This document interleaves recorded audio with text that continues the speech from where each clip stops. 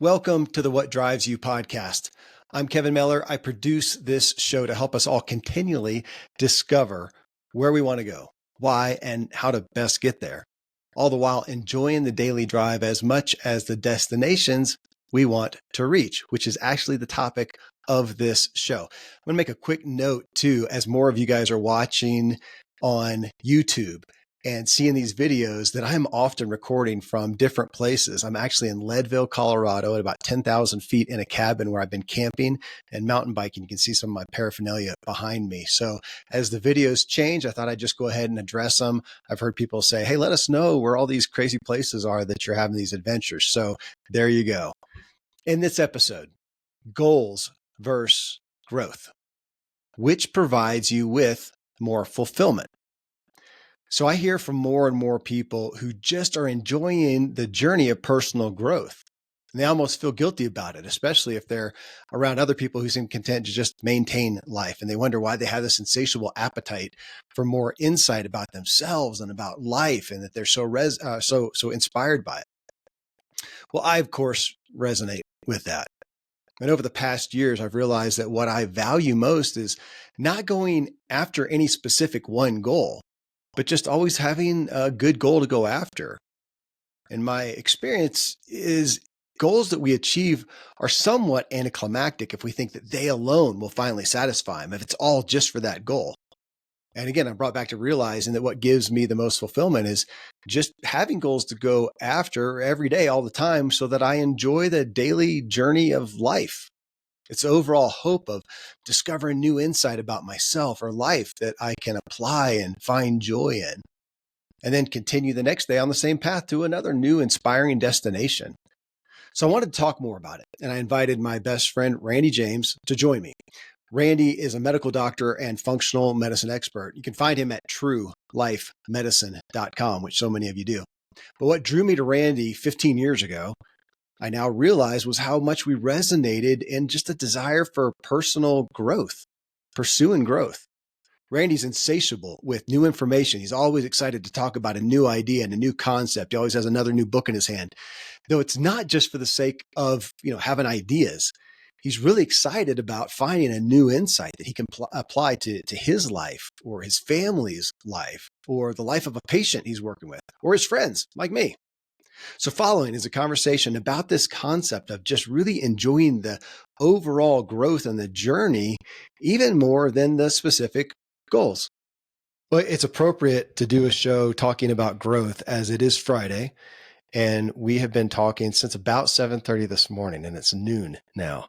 And except for a couple breaks to get from here to the coffee shop, we've been talking. And part of the question that I'm going to get to is why. But the first one I want to hit you with is what I presented to you at the coffee shop, but I didn't want to hear your response because I thought we need to record this. And it was, again, this concept that for me was new. And, does it change everything? I don't know, but how if our perspective changes, it can change our heart and our spirit.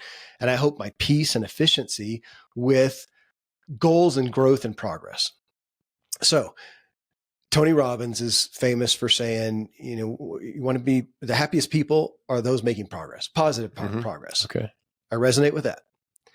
Number two, I realize as time goes on how much of a privilege it seems to be to wake up every morning interested, curious, something to go after, and just the benefit of that, no matter what it is, which just didn't occur to me. So there's my second point. Or point of context, I guess. And then go into like our guys like Arthur Brooks and Robert Waldinger, who's studying happiness, the longest study on human behavior at Harvard. And Robert on my show, and I asked him about achievements, he says, I still have achievements. I mean, I get excited about those. Those are things I want to do, but I'm much more concerned about enjoying the path that I'm on today. And I heard it, but at first I thought, well, it's because he's older now. Right. He's already got achievements. Yeah, exactly. Yeah. And yet then I look back at my life and I go, look at all the different achievements, the goals, the things you wanted to do from, you get a doctor, get your medical doctor license and go to med school and get a practice and get married and have kids and start a business, all these things. and realizing to look at those, this is where my interest is, to look at those as an end of itself. Today I'm working toward, what are your goals today or for this year? I got 3 goals and that's what I'm working towards. Well, when you achieve those or not, you still wake up the next day, you're still going. The path is here. So I'm looking at the goals now as scenic destinations.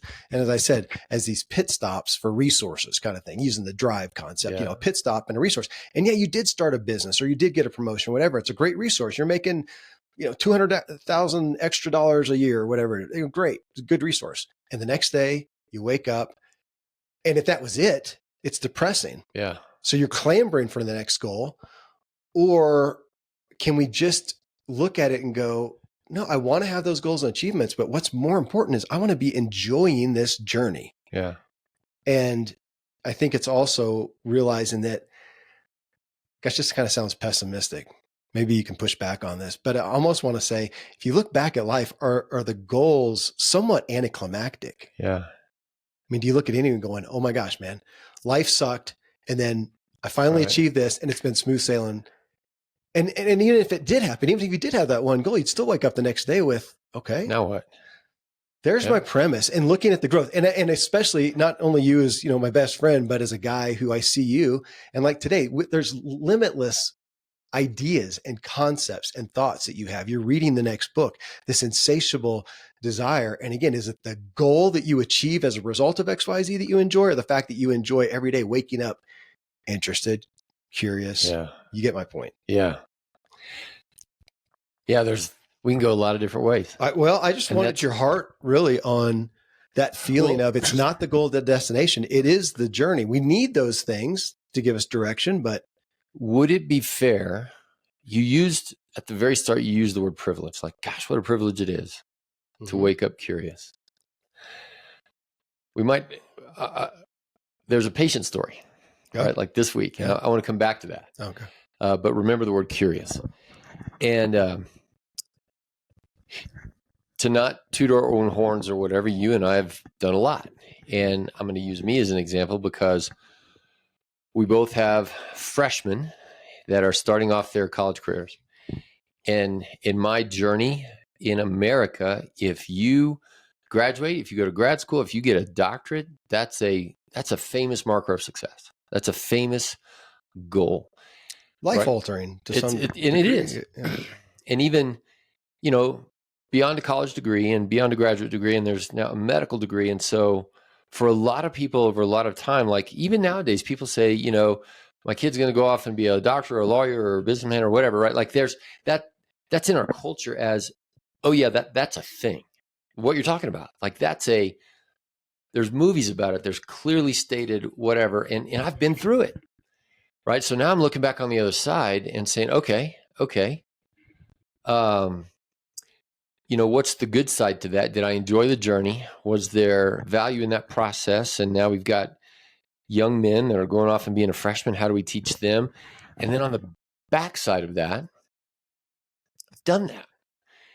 And on one hand, I can resonate. I can sense what you're saying. Like, yeah, gosh, if I didn't wake up the next day and then I get to go and apply this medical degree, or I get to go and, work in that field and do the next thing. If it was just, okay, check, I've got the degree. Okay, check, I got a job. And now my security is a little bit better and those kind of things. Like, yuck. And in a sense, I think that's one of the big problems with, at least this diversion a little bit, but as an example, the problem with American healthcare is that the $1 trillion system generates exactly that. This just a factory of cogs in a wheel, even though it requires a lot of, training to get your degree and all those kind of things. And okay, yes, you have security and a job, whatever. But then if you go to work and you're a cog in a wheel and you don't, your curiosity and creativity is not encouraged or rewarded or anything like that, then it doesn't invite people into a process of then being able to enjoy the next thing. So yes, I think for me too, there's been a sense of change on the other side of 50 years old, right? Like wait a minute, I can't just spend time and money and effort, energy to do the next thing. There's got to be something more in the day-to-day, in the relationships. I think some of that's my question. And part of what I'm looking at as the message in this is because I don't want it to be just a thing that, oh, this is what it's like in the second half of life necessarily. Because I'm thinking if I had this message at 25. Well, even our freshman kids. Okay. Same guy. Which you're saying that. So for context, we both had sons today, your oldest and my fifth, that on Tuesday went to a college dorm. They actually went to the same college, but an hour away from each other. Yours is in UC. No, mine's Colorado State. So actually, oh yeah, you're right. Intense That's right. rivals. That's right. Oh, they are intense rivals. That's right. Okay, college is an hour and a half apart. Anyways, so keep going though. So freshman. What you were getting ready, you used the word 25, but I'd say, gosh, what about at 18? Like that's another mile marker. Like they graduated from high school. Big achievement, right? And it is. And especially when you're 18, but immediately you're a freshman and starting all over again. And when you were preparing the show and I opened up an email that was convocation of welcome to the freshman. Here begins your journey. The world is at your fingertips. You can do all this stuff. And it could be overwhelming. And you and I are now contemplating this, looking backwards and saying, okay, it's so much I want my son to have a goal of graduation, of get a job, be a good citizen, do all the right things. But I deeply desire for him to also look back. And even for me as a doc, I'll look back and I'll ask patients and say, okay, from 18 to 22, you're at college, you're starting a job, whatever. Were they good years? And that's an immediate connection point to people. They'll be like, oh no, I was lost. I was wayward. I was confused, frustrated or something. Or they'll be like, oh my gosh, it was one of the best times of my life. Okay. And so here we're teaching our young men, inviting them into it to enjoy the journey or perceive the journey, be aware of the journey. And yes, along the way, not only is there graduation, but you got midterms and finals and this class and that class, and you got to do the work. But gosh, if they can just hold the tension, we talk about that. Okay, let me ask you about tension then. Okay. Because I'm also interested in this aspect. Again, my point coming in is the joy and fulfillment of growth, of the journey, as much as, or maybe more than the goals, not to minimize them. We got to have them. Right. I'm not just saying just wake up every day and eat, drink, and be merry. I would be bored with that too. Yeah. It's not just joy, but it's the joy of the positive progress, of the growth.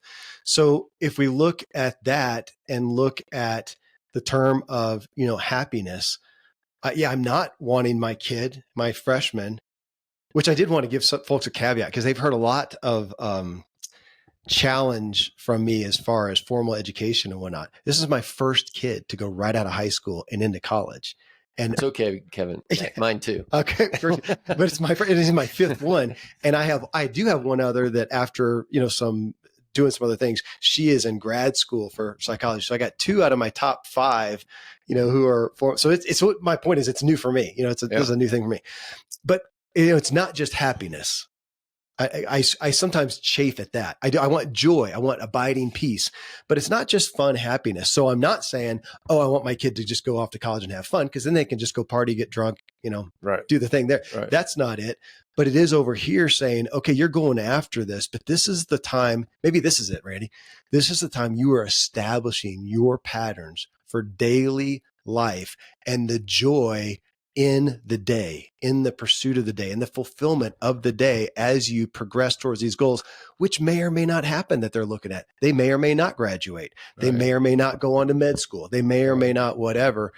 Kind of looking at Maslow's hierarchy of needs. So they're supposed to be going right now, figuring out that bottom level, how to figure life out, get a job, get security, whatever.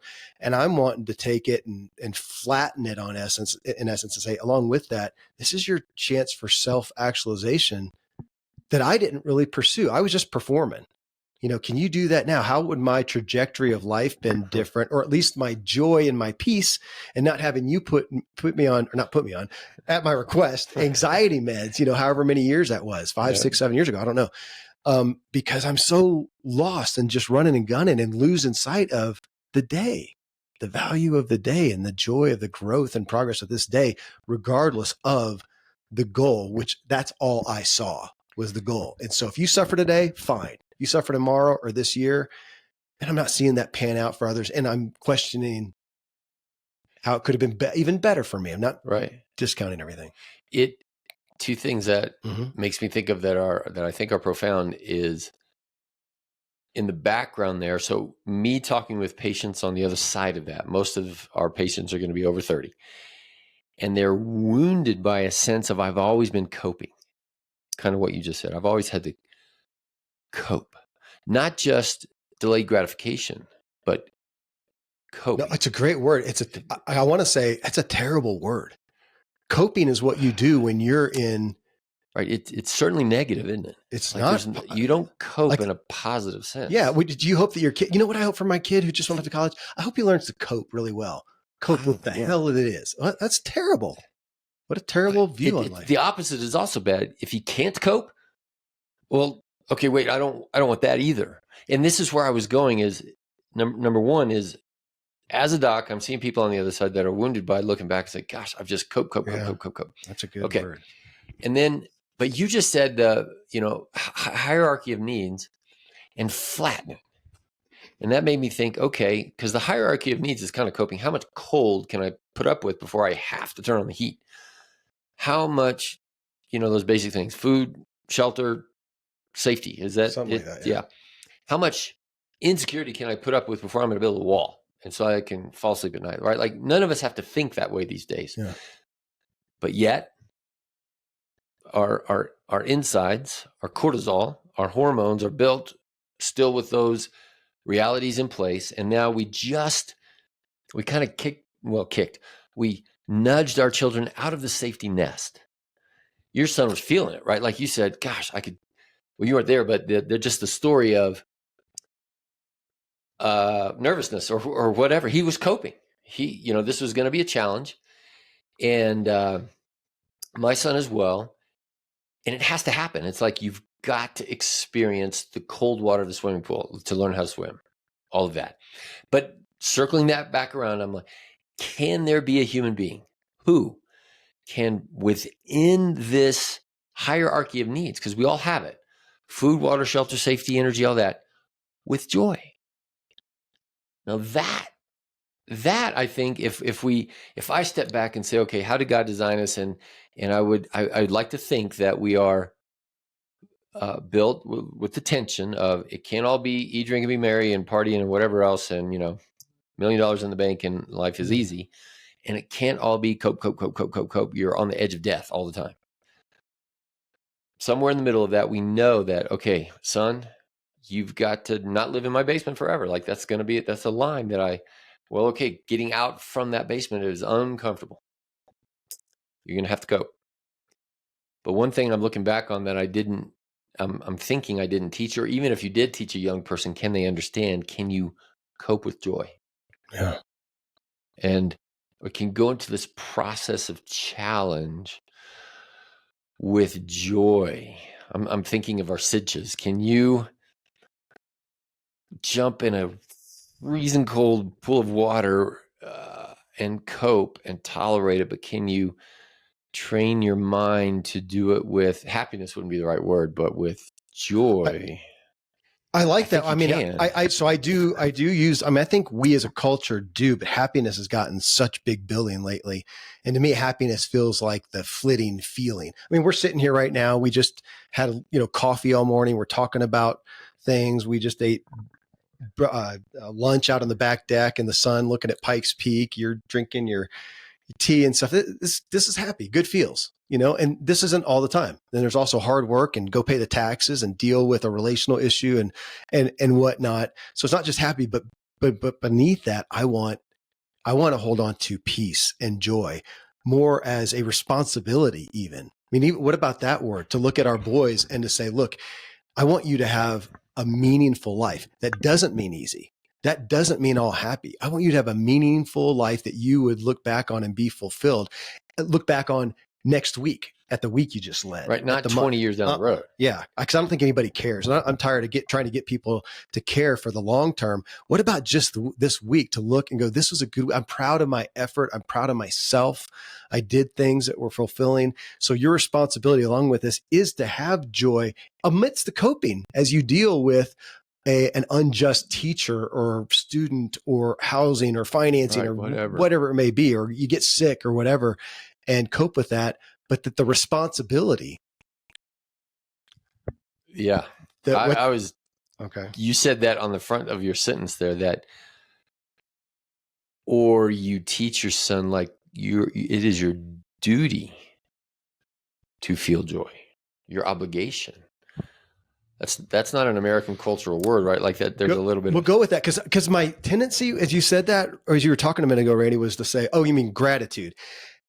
I don't feel at rest with the term gratitude. It's being so much used, and it feels like, oh yeah, count your blessings. Like you can always do that. If you're standing in a pile of crap with people shooting at you, I guess you could say, well, I'm grateful that I'm currently breathing for the moment. Well, you know what?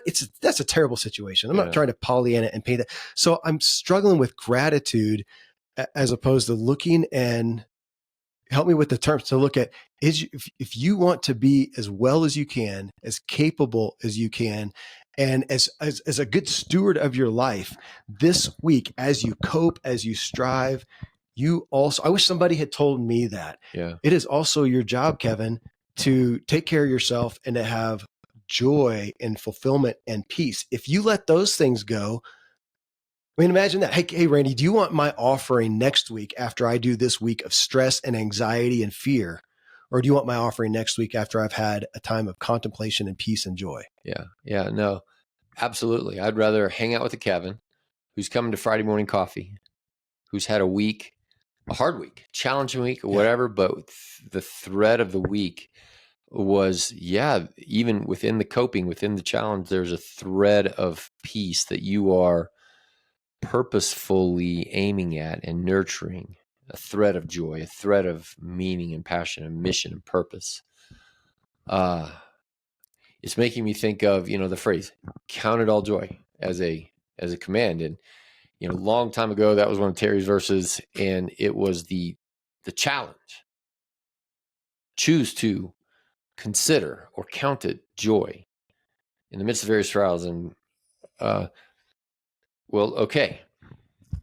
that tends to be, I think, in our Christian vernacular, our churches, tends to be a Pollyanna-ish kind of sentiment versus a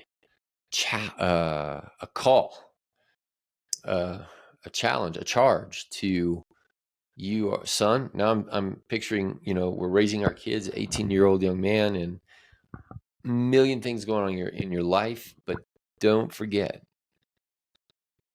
take care of yourself, of your heart, of your mission, your passion, your purpose, your calling. Choose to be joyful. I'm back on your word cope. And now all of a sudden I'm thinking, again, I preface this show with the concept of the abiding joy and privilege, responsibility, whatever, of growth.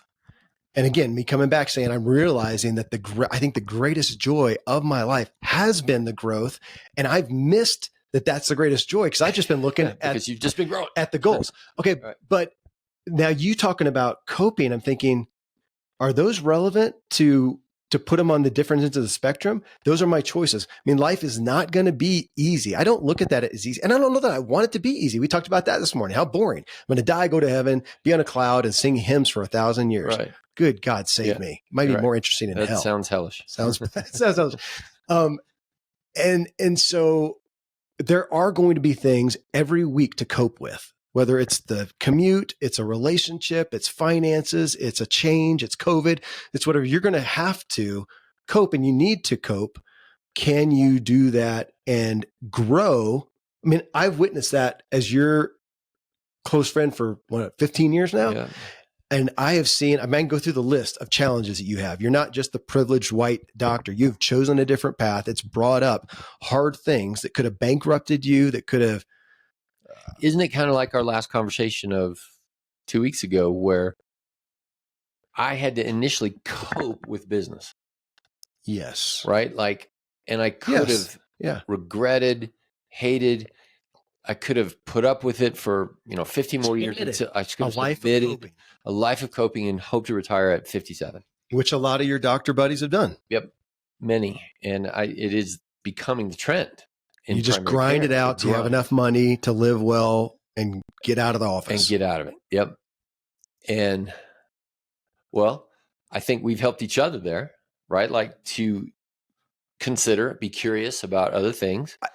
I think so too. And I know that I'm growth oriented, and yet I look to you as also as a mentor in that, as I have watched your continual pursuit of growth. You're not willing to submit to coping with anything, whether it's in your own life or a patient's life, where you're sitting there doing your stuff, helping them, and you're going, man, I don't know, I'm diving in this new book because I think I can help them better. I heard some new information. Yeah.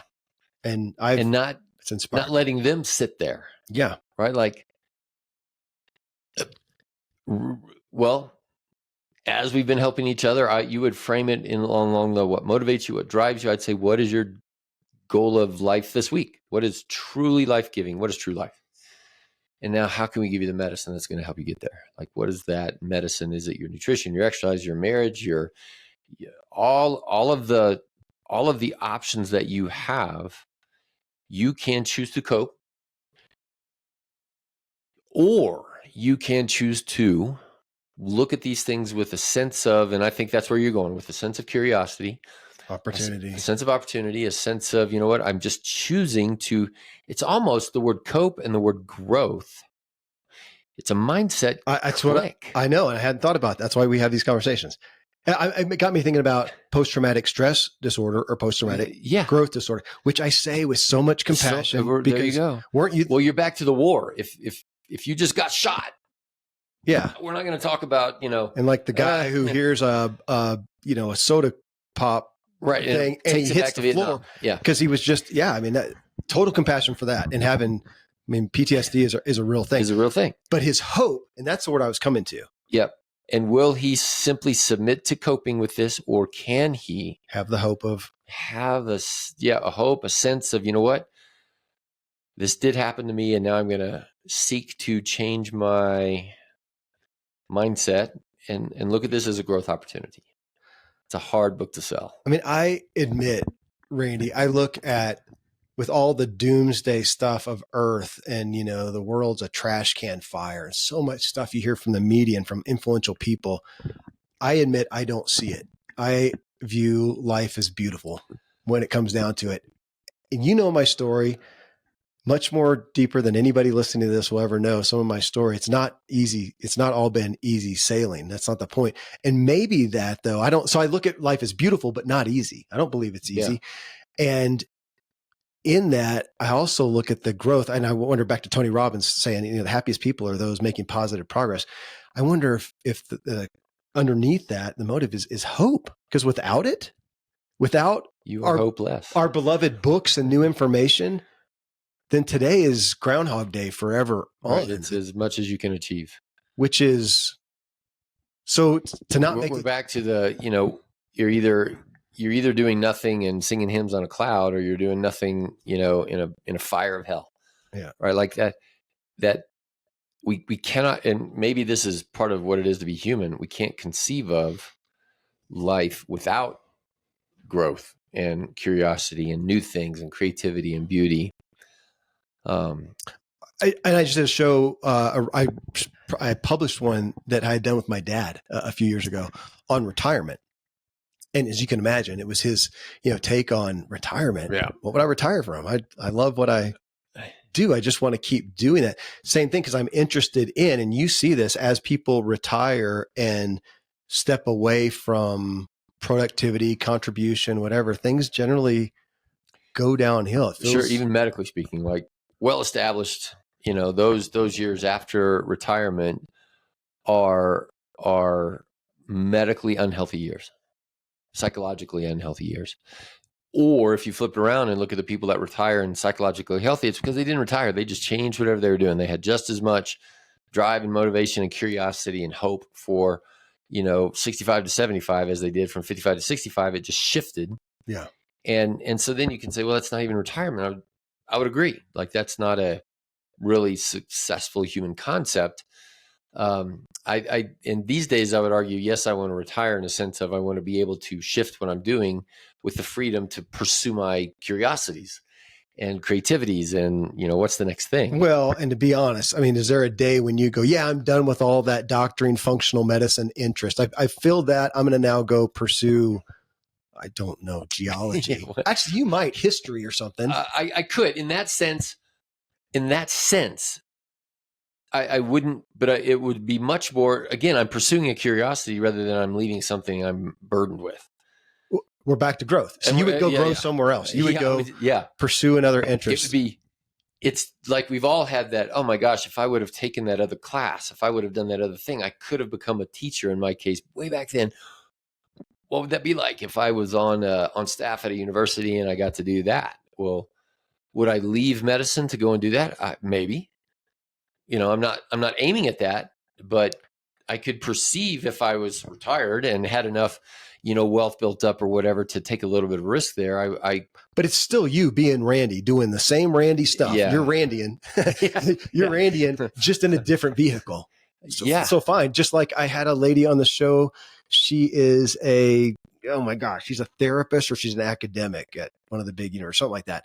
And she just wrote a book or a second book. And she said, I think that's my last book and my last effort in this arena. I am now being an artist. And she actually didn't have this perspective necessarily. And I helped her kind of come around to it going, so you're going to be doing basically the exact same thing you're doing now, except it's not going to be writing the textbooks. It's going to be with a paintbrush. Yeah. And she's like, son of a gun. Yeah. So I can see you doing that. But back to it's growth. It's not going, okay, I'm done. That would be it. Do you want to retire from growing? No. Right. No. I look forward to growing in new ways. Yeah. And back to your artist lady, I would say like if you get down to the root of what I'm doing, a lot of what I'm doing is teaching. Yeah. Which is the root word of what doctor means, right? Like it's a teach coach. Yeah. Sparring with ideas in the ring of somebody's life and within their own metabolism. I would write that down. That's what you and I do. We spar with ideas. I've never thought about that. Yeah. It is spar with ideas. And you and I are not contentious. We're contending.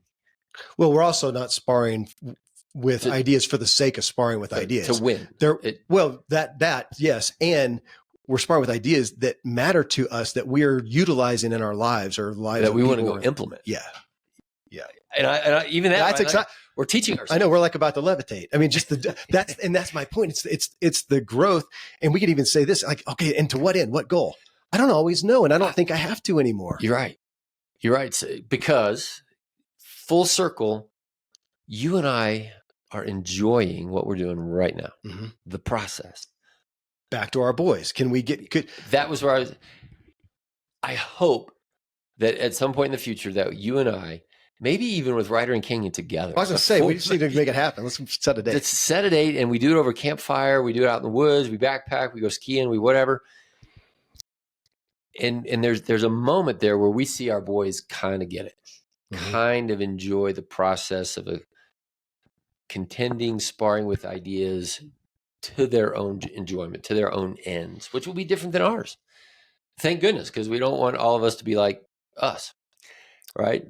We need other people. Right. Yeah, exactly. As far as the areas, I mean, I do, and I do, I think the other part of, or in addition to this, we're doing it right here. What is the core of our friendship?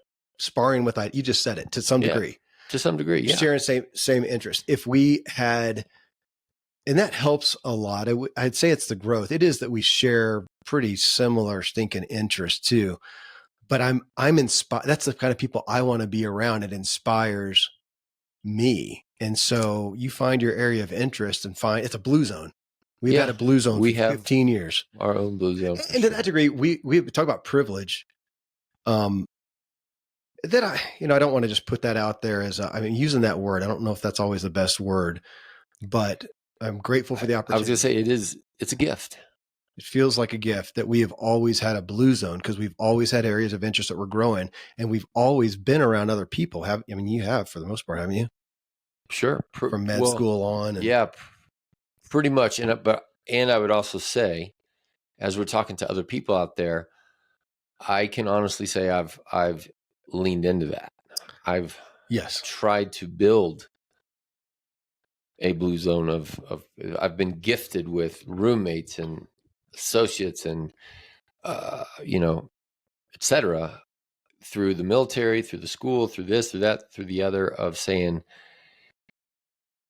and we're back to one of your ideas of did I sort of intend it to happen, and I had a mindset of making it happen, and it happened, or did it happen to me? We'll never kind of know the full answer to that, but there's been certainly intentionality, even at our beginning in the parking lot of church that one day. You pursued me. You heard something about this dude. I was like, wait a minute. Yeah. Because initially you were the dude with the earring. Yeah. And a bunch of kids. And a bunch of kids. But then I heard something about, athletics and business, and there was a resonance there, and we chatted in the parking lot, which led to the next thing, and we built a blue zone. I was going to say it's probably, manifesting is such a big term these days. Yeah. I know, but to that degree, if you look at manifesting and just saying what you expect comes to pass, you had the confidence to pursue people, and you do today. You're quick to get on the phone and contact a doc you heard about something, or to inquire. I mean, you're telling me right now about a doc you're going to go see that you heard about that couldn't get you in forever, but then they found out you were, Randy the doc. You got in, but you're willing to do that. You're confident enough to pursue those those blue zones, those like-minded people. And again, you can put so much privilege in this and whatnot. I mean, you grew up with a dad who was a doc, who was used to being probably collaborating to some degree and having colleagues to some degree, and going to conferences and whatnot. And I did too. I had dad, not a doc, but always pursuing similar kind of, pursuing ideas. Yeah, pursuing ideas. And gosh, it does make me comes to mind that the pursuit of ideas, man, people will talk to you about ideas. You want people's advice or talk. Most people are pretty open to being able to share their thoughts. Who doesn't want to? Look at social media. It's full of that. Yeah. But to look at people who you revere, who you think have a shared interest. I did a show on Friends recently. You don't know. And I talked about you and our friendship and our Friday morning guys group that we've been doing for as long as I can remember, that we did just this morning. And the effort, I mean, it took, saying, hey, you for something coming else to coffee has to and fall away in order for us to do it. Yeah. Yep. And there's always that. And I'm more introverted, so I'm not as likely to get together with folks as you are. But again, back to growth, this concept that I look back and go, what more could I have benefited? What more peace, joy, resonance, abundance, if I had looked at the journey as the growth as something to care for, not just the goal. How often do we miss what I'm holding up now as the main? I mean, if you look at it, I just thought about this, if the path is my vertebrae, dude, that is the thing that I protect more than the ribs or you're the medical guy. What? Right. Anything coming off that, I got to protect it. Everything It's got else. my spinal cord in it, whatever. I mean, that's the life of the spine. That's my path. If that's it, and I look at it, I'm protecting the path. I'm going to go after these pursuits, but I'm going to watch the risk to this. Man, I just never had a thought for that. Even though I look back and see that I've been growth oriented and that's helped me, but I'm looking at, again, if we go back to our boys, what would the difference be now if we can implant that into them? The guys, part of your responsibility, or a main one, is fulfill. How is this day going? How fulfilled do you feel in this day? How responsible for your joy? You mentioned our boys, and it made me think, we have raised several children and we're still doing it. And back in the toddler years, you heard the phrase, the days are long and the years are short. Mm-hmm. Mm-hmm. And you've already launched several kids. This was my first. And so I'm really aware of, like, even as a parent, that's one of our goals, to launch a kid. Mm-hmm. And how could I have, looking back, it's not that I would look at the last, say, 4 years of high school and say, golly, I missed it all. I was so oriented on launching this kid that I didn't enjoy his sophomore year. Like, I don't think that, but I am considering my other two sons that I have yet to launch. And this conversation will change my perspective on, okay, yes, of course, there's this goal over here of a 18-year-old launch and whatever's next. But I will endeavor to enjoy and teach them to enjoy a little bit better or a little bit different. Okay, let me give you. Thank you. Let me give you a paradigm to look at. So your son, Ryder, who just left or just went to college, how would you feel if he goes on and he conquers the world? He becomes a doc and becomes a surgeon, or he wins a Nobel Prize or whatever, and won, but you had no relationship with him. Right. And two, his life was pretty miserable. A lot of collateral damage. Right. Ill health, ill relationships. I already feel bad about that, right? Like that hurts. But he's out here and he's got a million. He's got 1 million followers, or let's say he was in the next Olympics or whatever. You're not there because he doesn't like you at all. You weren't invited, and his life is terrible. He's on anxiety meds and whatever. I'm trying to exaggerate the point of, because nobody would choose that. But that's what we do. And we don't look and go, yeah, but where is his, again, not happiness and fun, but I'm going to use that word joy, peace, fulfillment, self-actualization. And even right now,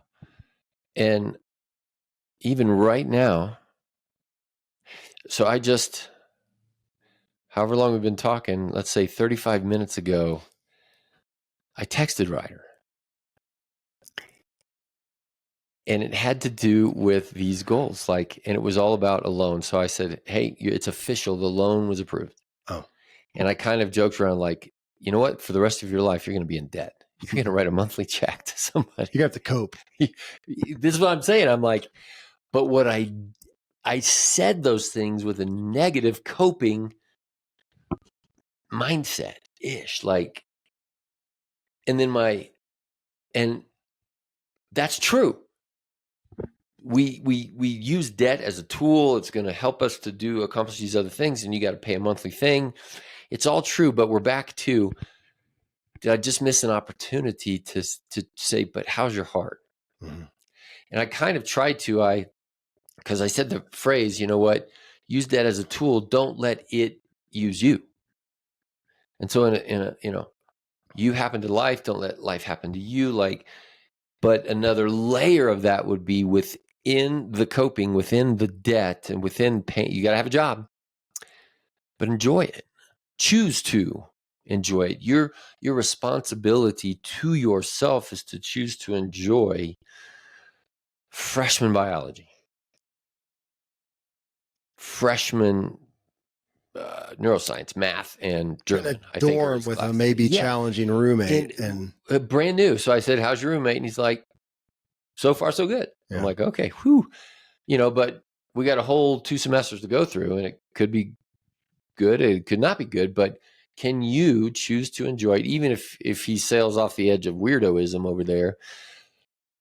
That's such a challenge. Thank you. And the concept of gratitude, which again, I struggle with that and some of the baggage around it, but with that, and I thought about this with my son, Canyon, and in the same sense, and looking at some of the, the hardships and classes and money and whatever, of going, man, it is quite an opportunity. Not everyone has the opportunity, even if they're taking out a loan or going debt or whatever, to go to a great college university in the mountains of Colorado and study and grow. And they don't have to. Both of our boys are absolutely capable to go out, get a job. They've already had jobs, get a job, have an apartment, be free, and do what they want. They're choosing to come over here and enter this college thing.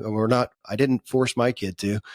And they have the opportunity. So even with that, saying, I am choosing to do this, I want to take away, not to minimize. It's so difficult for me because I know I am a minimizer. Okay. Yeah. So I am. So admittedly, I'm trying to be sensitive to that, not to minimize it, but to say, man, to look at that and just say, I'm just going to cope is not going to serve the effort well. They're not going to serve themselves well.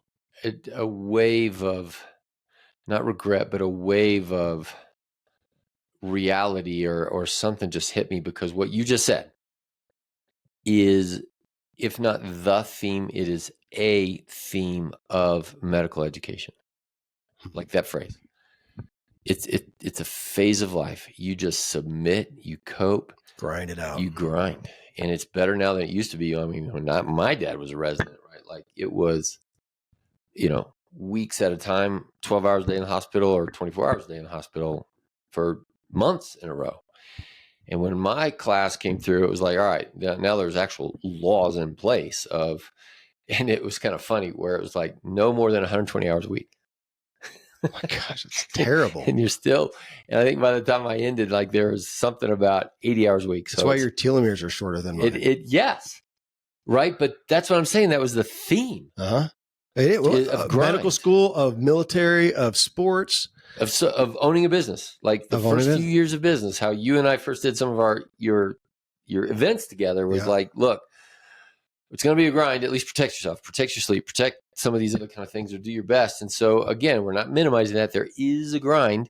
These days, my most common example is, and women do it way better than we do, the grind, I mean, because I'm going to use the example of breastfeeding.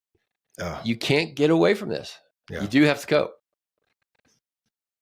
Well, but can you do it with the mindset of, I get to do this. I get to be it's so hard at 3 a.m. in the morning to be joyful about, and then you and I would look back and say, yeah, gosh, holy cow. And here we are in this gifted, privileged creation, and there's challenges that we get to engage in, and we will now endeavor to be more joyful. Even that you just said that we get to, as opposed to that we have to, that I have to suffer through to get to the other side. I mean, there is a mindset here, and it does bring me back to, not that there's that we're enlightened in pursuing growth, that in some ways I'm going, no, maybe I grasp onto growth because I need more hope than anyone.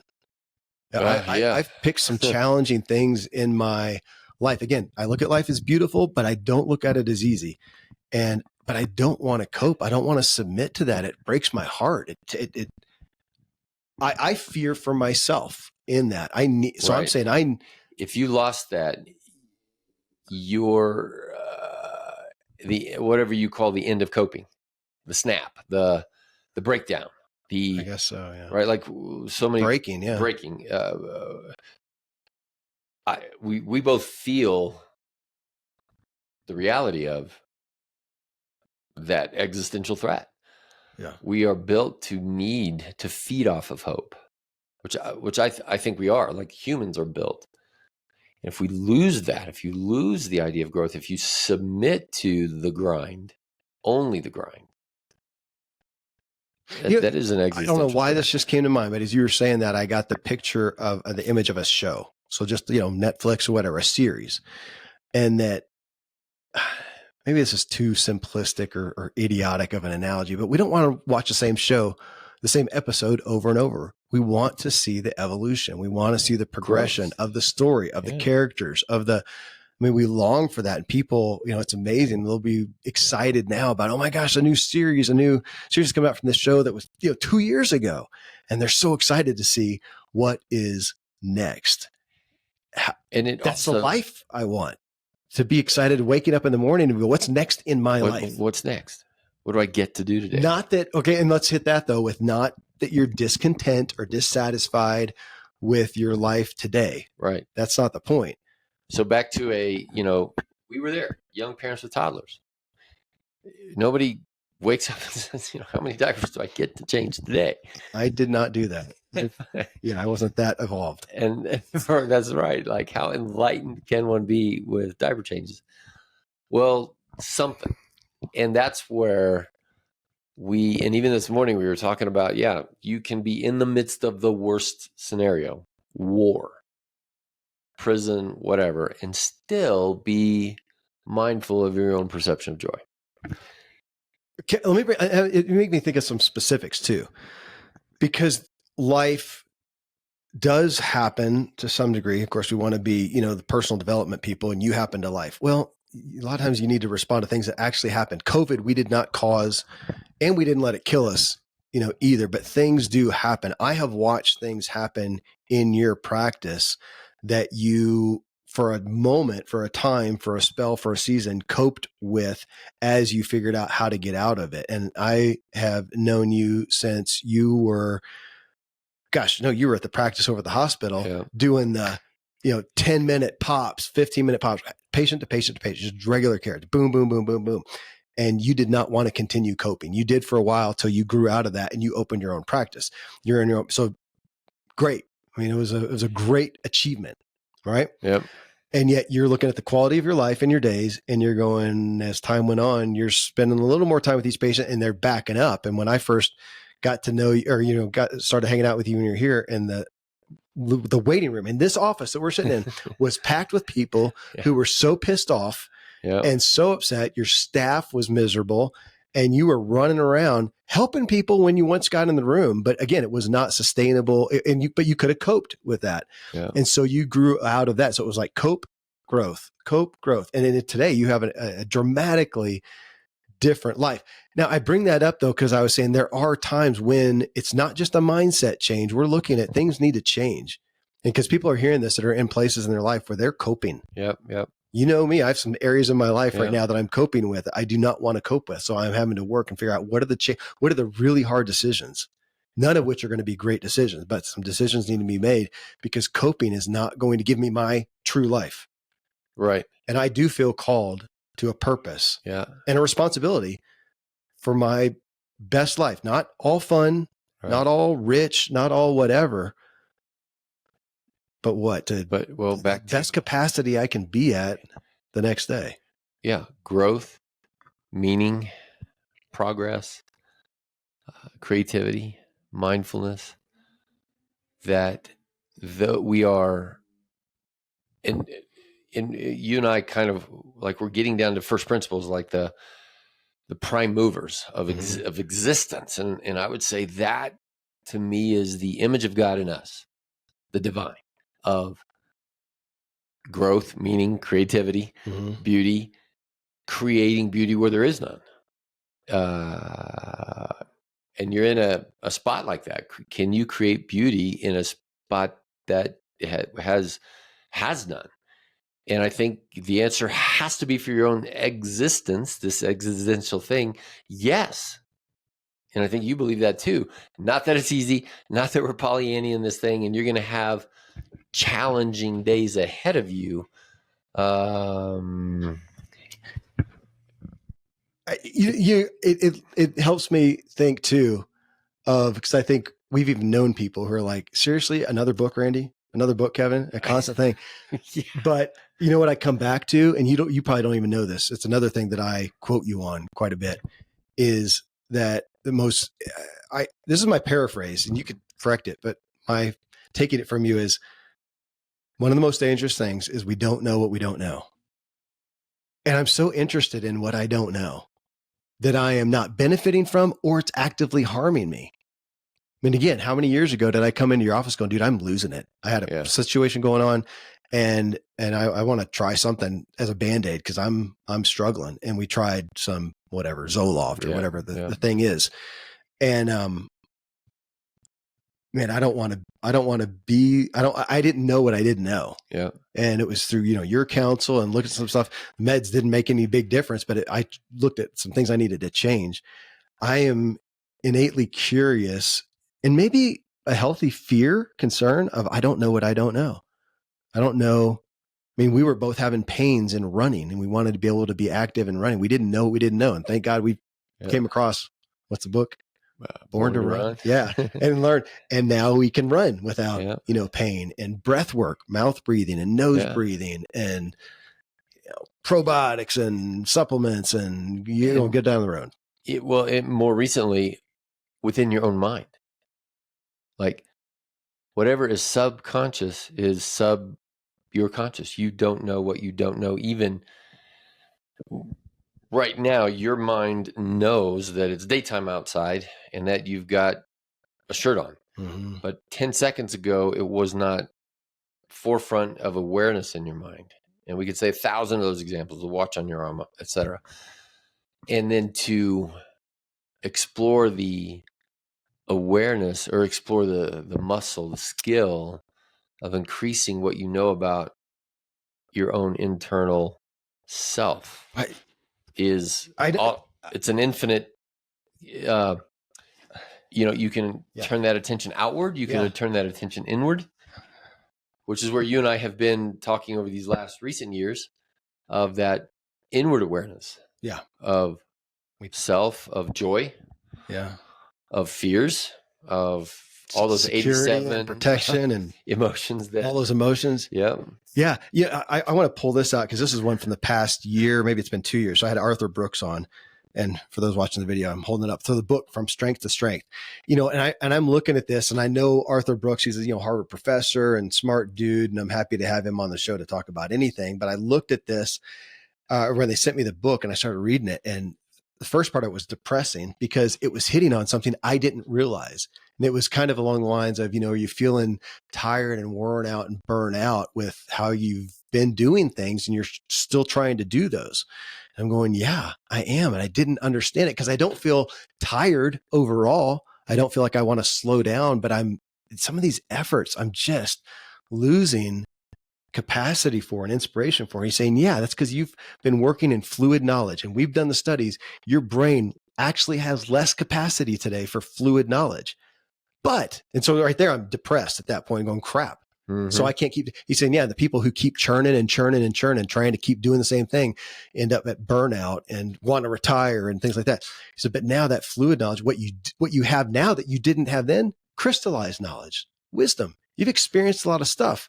So if you'll make the shift to start working in that, and you may not be the CEO or the pusher, innovating whatever, you may have a vision for something and you hire, somebody to do that in their fluid knowledge to figure that out. But you're over here leading with your crystallized knowledge. Holy crap, Arthur, thank you for doing that study at Harvard and giving me something I didn't know.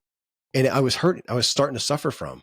That's the opportunity that I look at with growth. That's why I'm excited about the next person with a new insight, which nothing new under the sun, but I haven't heard it, or I haven't heard it in that way, or for this day and age and this time.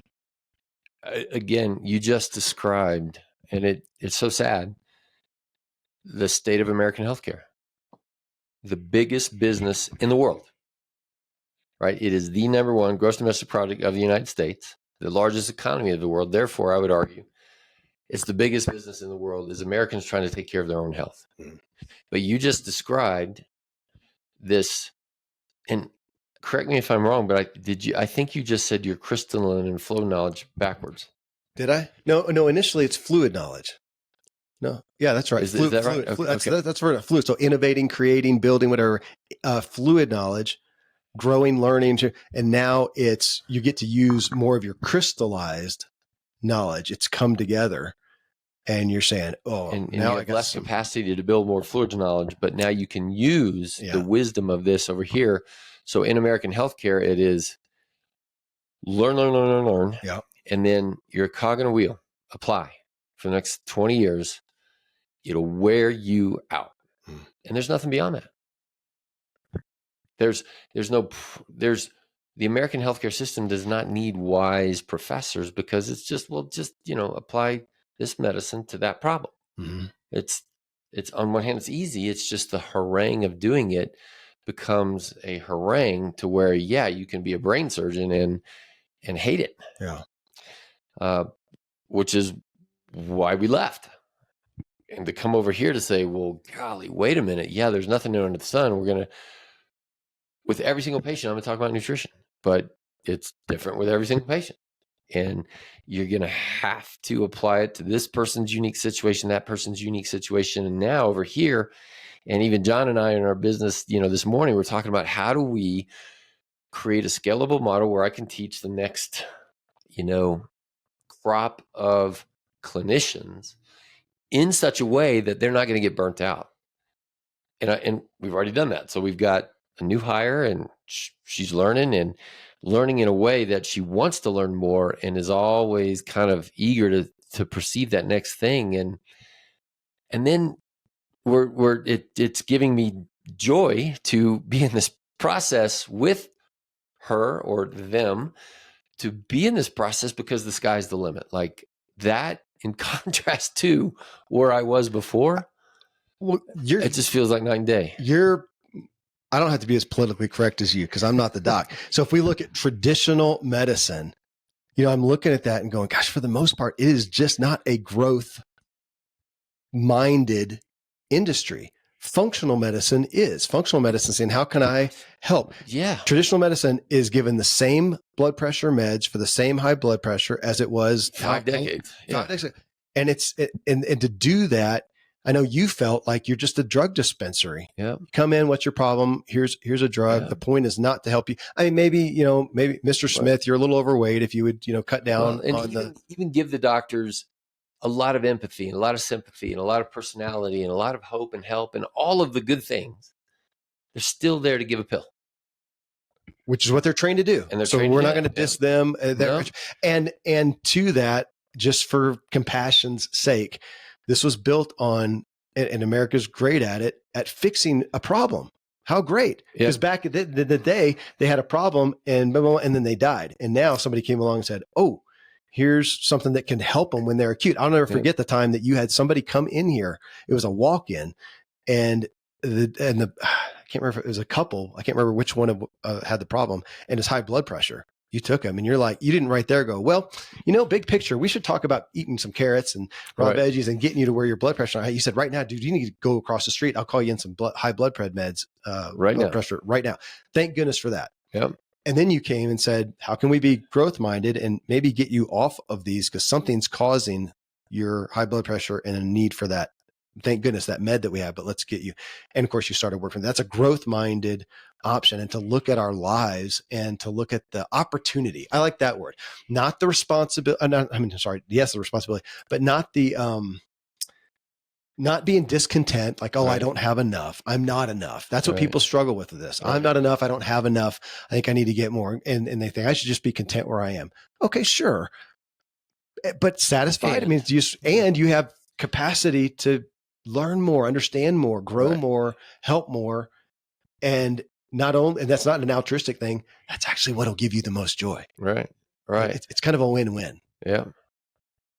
Versus we can stick, pestering the American healthcare system, which currently only grows with worsening health. Like what a terrible business model. It's a terrible business model. Let's get everybody healthy and it would shutter the nation. We'd go into a depression. The biggest business in the world. Yeah.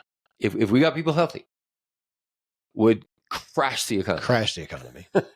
Yeah. But on the flip side, down a functional medicine pathway with a growth mindset, what we talked about 2 weeks ago, like I'm invigorated by the business side of this. To help it have more impact. To help it grow and spread at a profit to the benefit of the business person and the person that buys the product. I want you making a profit. The more profit you have, the more you'll sit in your office and learn the next thing to help the next person. Yeah. And if we circle right back around to our first analysis of, growth. Yeah. All right, like that, I think provides an opportunity for the doctors that get trained into that. There is a growth mindset of learning a different clinical application, of learning a different business application, of learning something more about yourself. Just this morning, John and I were talking about, golly, it was like an enlightenment of what if there was such a thing as functional business. Mm-hmm. And in our world, we said a functional medical business, because that's what we know. Could we create an MSO? I just learned that this morning, I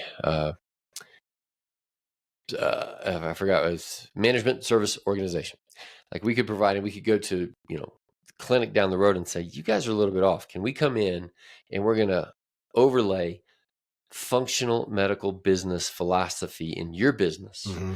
And we teach you, we kind of do this and that and the other, and it's to the good of your doc and your patients.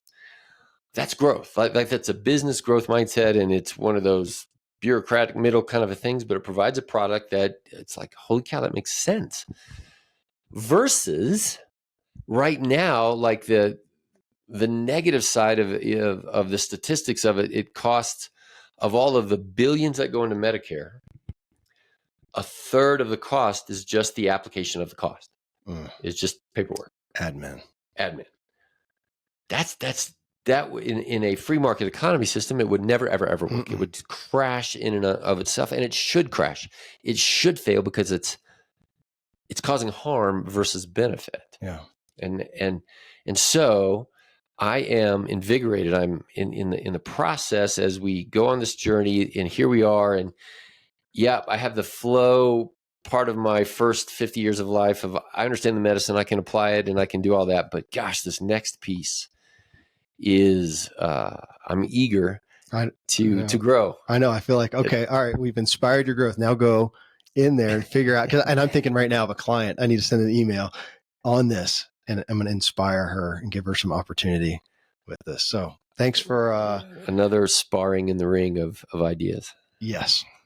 Well, friends, thanks for joining us on this journey, this drive today. I hope it was inspiring and gave you some further conviction and comfort in your desire for growth. Again, that was Randy James. You can find him at truelifemedicine.com. Got any questions or thoughts for us? You can always send me an email at kmiller@kevinmiller.co. Until next time, I hope this discussion helps you drive further, and most of all, enjoy the ride. Thanks so much for joining me on this journey. I look forward to meeting you in the Drive Tribe community for ongoing discussions about each episode. You can subscribe to the Drive Drop newsletter for weekly updates. Find it all at kevinmiller.co, along with all our social media and video clips. Until next time, I hope this episode helps you drive further and enjoy the ride.